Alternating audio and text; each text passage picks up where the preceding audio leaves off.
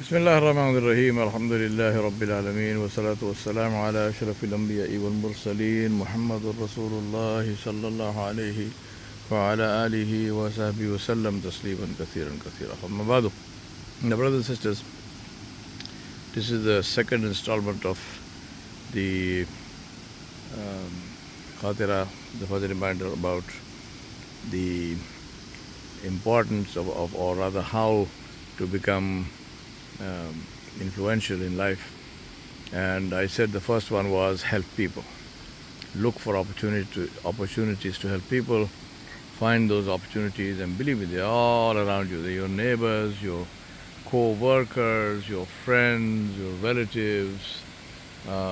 Just be helpful. Just help people, and you will find that you will become one of the most influential people that can exist. And I gave you one of the stories also from the Sirah of Rasulullah Sallallahu Alaihi Wasallam, which points to this. Now, we come to the second one, which is hide people's faults, cover up people's faults. This is one of Allah Subhanahu wa Taala Jalla Jalaluhu's beautiful names and attributes as well. As-Sattarul Uyub. He is the one who covers the faults, who covers the uyub, who covers the shortcomings, the failings, the mistakes of people. And if Allah Subhanahu wa Taala does it, you can bet this is the thing to do. And if we do it, then we become people that Allah Subhanahu wa Taala will love. Cover people's faults. As we know, Islam strongly not just prohibits but condemns finding fault with people, spying on people. Allah said, La tajassasu. In Surah Al-Hujurat, Allah subhanahu wa ta'ala mentioned, He said, do not spy on people. In same surah, Allah subhanahu wa ta'ala said, do not curse, do not use foul language, do not use bad words for people. And He said how terrible it is that you use bad language for somebody who is a mu'min, for somebody who is a believer in Allah subhanahu wa ta'ala. And then Allah subhanahu wa ta'ala said, do not backbite people, do not speak ill about people. And to the extent Allah subhanahu wa ta'ala, to reinforce his point, He said, speaking ill of your brothers and sisters is like eating the flesh of your dead brother. And then Allah subhanahu wa ta'ala said, فَكَرِهْتُمُوهُ. And you find this example distasteful. And Allah said this is something which is worse than that, to do that, to speak ill of somebody. Now, point I want to make is that may Allah have mercy on us. Speaking ill of people seems to be now literally a mainstay, right? A pillar of our social life in many cases, or most cases. All we do is we talk about people. There's a saying in English, and I may be misquoting it a bit, but you can see the meaning of it, which says that the worst people talk about other people. People who are better than that, they talk about events and so on which are happening in the world. And he says the best people are the people who talk about the higher things, talk about principles and ethics and values and morals and things like that. So talking about people is absolutely the worst possible thing to do. The only place where talking, and not talking about, but informing somebody about the negative aspects or potentially or possibly negative aspects of another person is one where you are a potential witness in a crime or something like that, and you have to bear witness, you have to give evidence, so this is permitted. And the other one is where somebody a friend or somebody asks you about, or that person is entering into a relationship, whether it's a relationship of marriage or whether it's a relationship of a business relationship with a person about whom you have evidence of a negative nature. So you have this person who is about to do business with someone who is dishonest, who is something is wrong with. And I'm not talking about just rumors or something you heard. You have actual evidence that this person is dishonest. This person is likely to take the other one for a ride or something. In that case, you are permitted to inform the other person about that to that extent. That don't give them their entire life history to that extent. Many times this happens, and it happens to me also, where people come and say, "Chef, do you know what so and so said?" So my standard response is, "I don't know what so and so said, and I don't want to know what so and so said. Don't tell me. I'm not interested." Because what is the benefit of that? There's zero benefit, and the harm of that is plenty, because then I will be party to the riba, because riba, backbiting, consists of the one who is doing it and the one who is helping the other one by listening to him. So it's not only the one who is doing it, but it's also somebody who is aiding and abetting by being there and lending a ear. And Allah subhanahu wa ta'ala and Rasulullah said both are equal, both of them are the same, and therefore that's something that we want to keep far away from.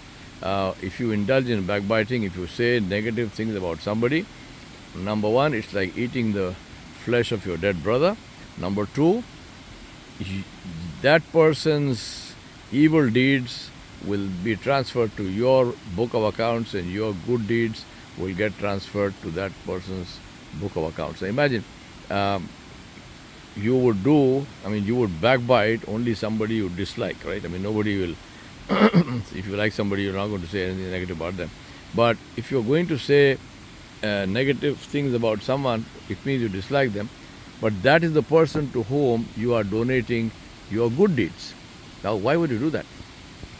That itself is one of the big reasons not to backbite. Because you might say, well, if I like Imam Bukhari, rahmatullah alayhi, I believe once he said, if I had to backbite, then I would do that about my mother, because then I know that my good deeds are going to my mother, right? So obviously he's saying that as an example, not that he had to backbite about his mother, or he did it, or there was something to say. But the point to remember is that it is such an evil thing, absolutely incredibly evil thing, which we must not do. So hide people's faults.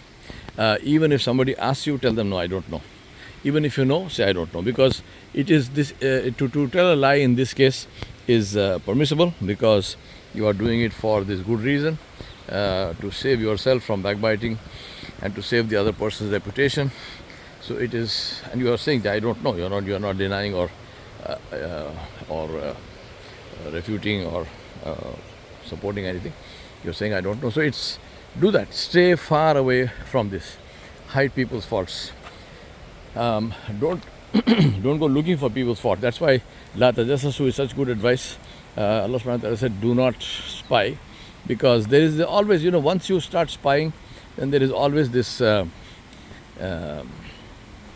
tendency and temptation to take it a step further. And so now, since I know this, then let me talk about it. So don't get into that. Okay? The best way is not to know. There's no need to know.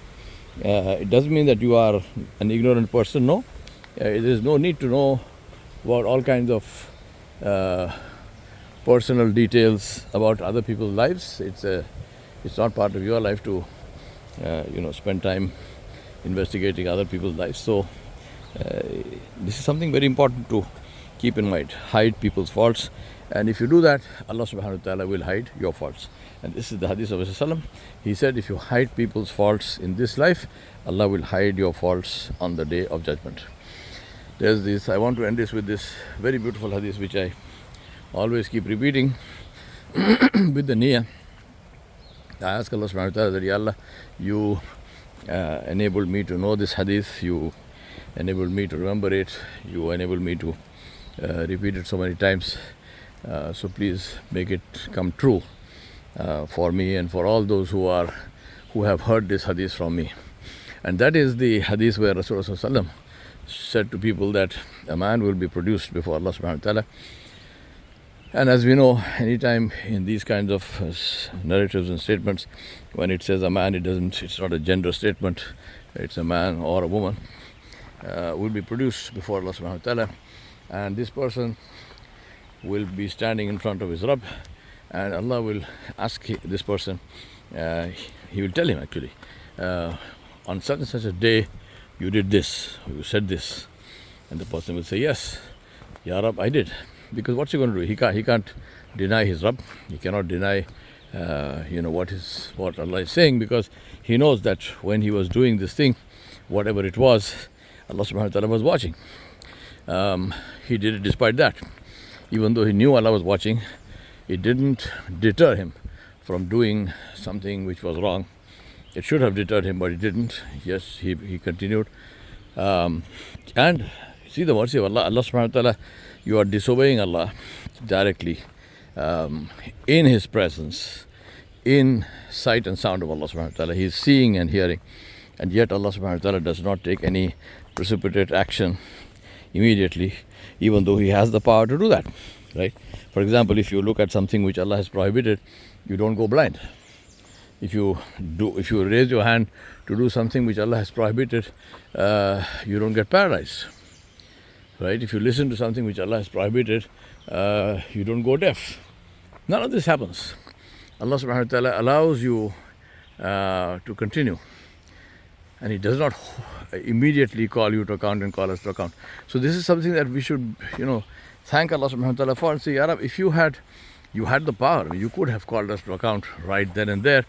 And if you had done that, what would we have done? Nothing. What would we have done? What could I do? What could you do? Absolutely nothing. But Allah did not do that. Allah did not call us to account. Allah subhanahu wa ta'ala allowed us the freedom to continue. And on the Day of Judgment, we will be reminded. So we're standing before Allah, and Allah is saying, this is what you did, and this is what you did, and this is what you did. And for every single one of them, the slave says, yes, Ya Rab, yes, Ya Rab, yes, Ya Rab. And then, at some point when Allah subhanahu wa ta'ala gives him the permission, the slave says, Ya Rab, I have a maruda, I have a petition that when I was actually doing these things, when I was engaged in all this evil, you did not expose me. You did not show to the people my reality. So people in the world continue to love me, they continue to respect me, they continue to treat me with regard. I was influential, I benefited from all that, even though I was doing all this evil. But you allowed me, and you did not pull me up, and not only did you not punish me, but you also didn't expose me before the people.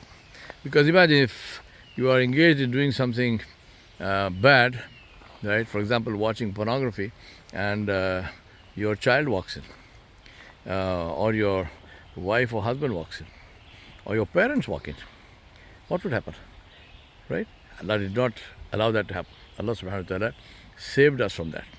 And say, Alhamdulillah, Allah subhanahu wa ta'ala saved me from this. So the person will say, Ya Rab, in this world, when I was actually doing all these things, you did not expose me, and people continued to respect me and love me and so on. But today, on the Day of Judgment, I have been exposed before everybody. Because everyone is here. Everyone is here. and I am exposed before them.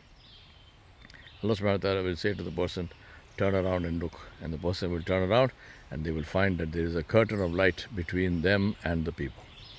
And Allah says, I covered your faults in your life, and I covered them here. I forgive you. Go and enter Jannah. Ask Allah to make us among them, to make us among those whose faults will be covered, and we will be granted Jannah. I want to close with Allama Iqbal rahmatullah's famous statement where he said, O my Rabb, Ya Allah, O my Rabb, I ask you to forgive me. I ask you to forgive me. I beg you to forgive me. But if you should choose to punish me, then hide my faults from Muhammad sallallahu alaihi wasallam. Hide my faults from Rasulullah sallallahu alaihi wasallam. Right? You punish me in some other way, but do not expose me before the Rasul alayhi salatu wasalam. So I ask, see the love of the Messenger sallallahu alaihi wasallam, how the person says that I don't want to be exposed, I don't want to be humiliated before Rasulullah sallallahu alaihi wasallam.